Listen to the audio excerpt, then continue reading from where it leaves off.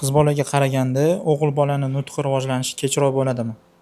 Ha, statistik ma'lumotlarga qarasangiz, juda ko'p holatlarda qiz bolalarning nutqi o'g'il bolalarnikiga nisbatan tezroq chiqadi. O'g'il bolalarning miyasidagi nutqni rejalashtirishga javob beradigan markazlar 3-4 oyga kechikib rivojlanishi normal holat hisoblanadi.